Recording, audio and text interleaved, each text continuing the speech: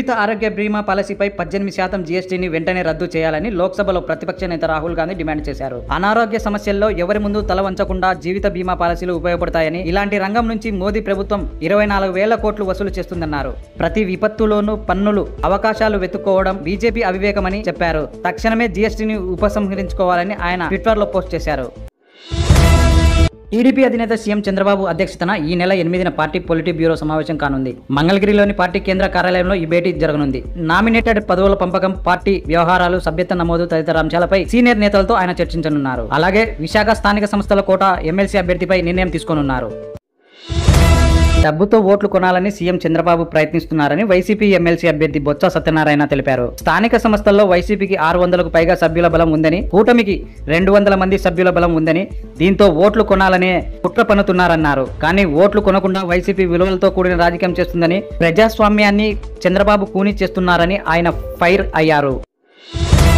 ప్రతి గ్రామ పంచాయతీని బలోపేతం చేయడానికి ఎన్డీఏ ప్రభుత్వం కట్టుబడి ఉందని డిప్యూటీ సీఎం పవన్ కళ్యాణ్ చెప్పారు.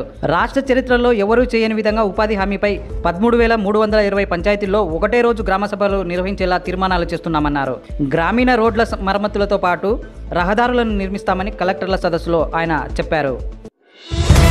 పిఠాపురం మాజీ ఎమ్మెల్యే వైసీపీ నేత దొరబాబు ఆ పార్టీకి రాజీనామా చేయనున్నట్లు సమాచారం. ఈ విషయంపై తన అనుచరులకు క్లారిటీ ఇచ్చారట. డిప్యూటీ సీఎం పవన్ కళ్యాణ్ సమక్షంలో జనసేనలో చేరేందుకు ముహూర్తం ఖరారు చేసుకున్నట్లు తెలుస్తుంది. ఆయన 2019లో వైసీపీ నుంచి పిఠాపురం ఎమ్మెల్యేగా ఆయన గెలుపొందారు.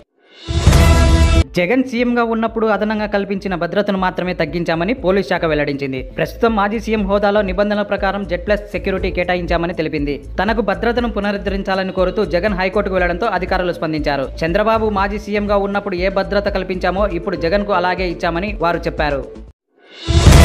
10 రూపాయల నాణేలు చెల్లవన్నది అపోహేనని ఆర్బీఐ స్పష్టం చేసింది.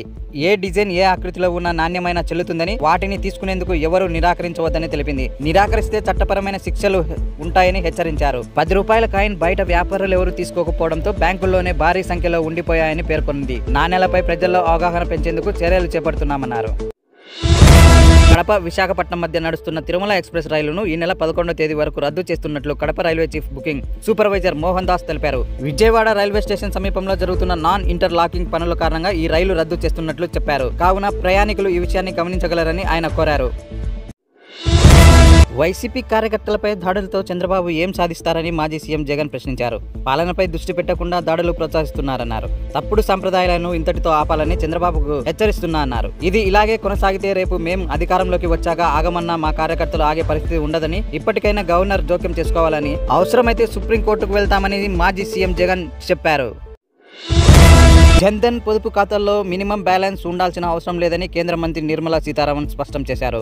రాజ్యసభలో ప్రశ్నోత్తరాల సమయంలో ఆమె ప్రసంగించారు. మరోవైపు గత 5 ఏళ్లలో మినిమం బ్యాలెన్స్ ఉంచని అకౌంట్ల నుంచి 8,500 కోట్లు ఫైన్ వసూలు చేస్తున్నట్లు కేంద్ర మంత్రి పంకజ్ చౌదరి రాజ్యసభలో తెలిపారు. 2023-24 ఏడాదిలోనూ 2,331 కోట్ల జరిమానాలు వసూలు చేశామన్నారు.